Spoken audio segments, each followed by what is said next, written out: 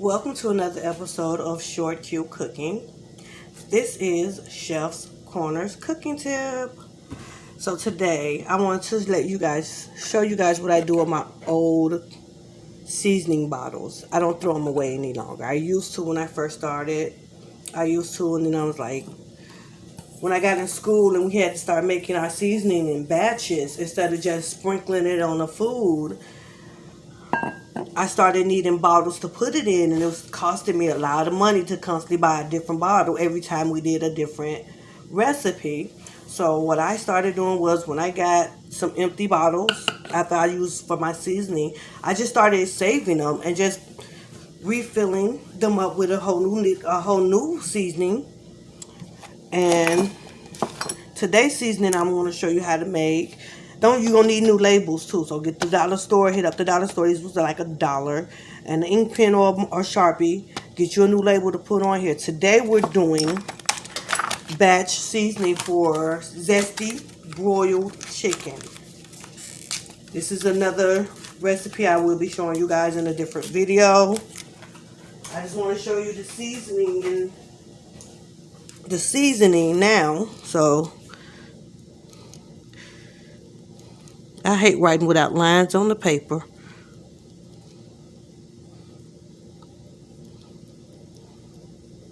Now it's broiled instead of boiled because I'm putting it in the oven.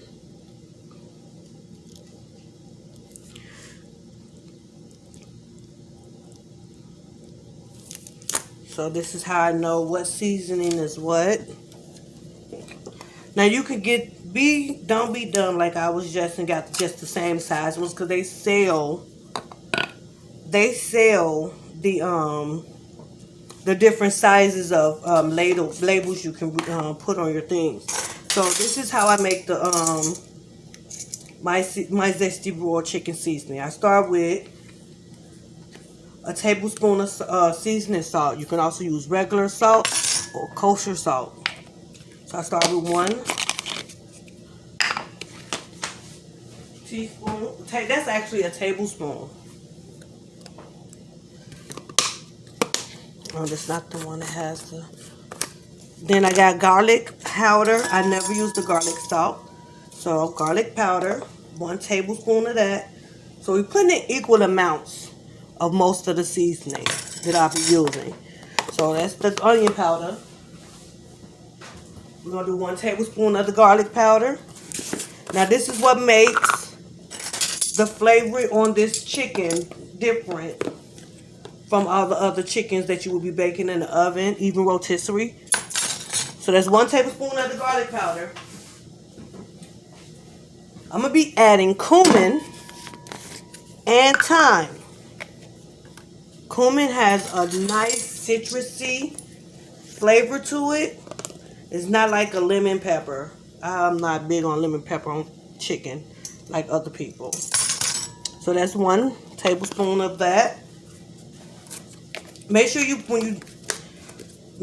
your lid back on.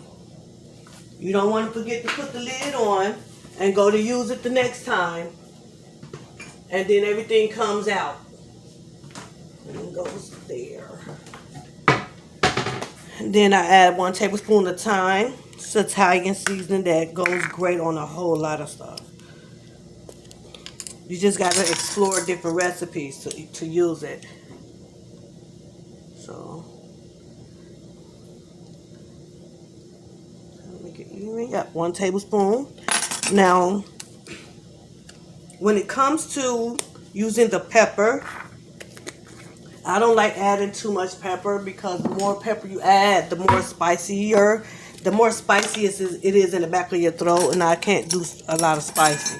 So I add a half a tablespoon of pepper. It still will look like a good size amount, but it won't be overpowering to the other seasonings.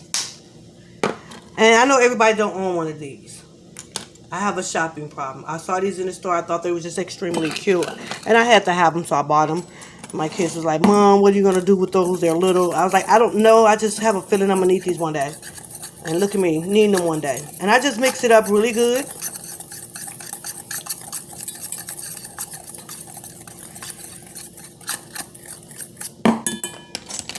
Then I added to the jar. I kept the top, and I kept the lid with the holes in it to sprinkle.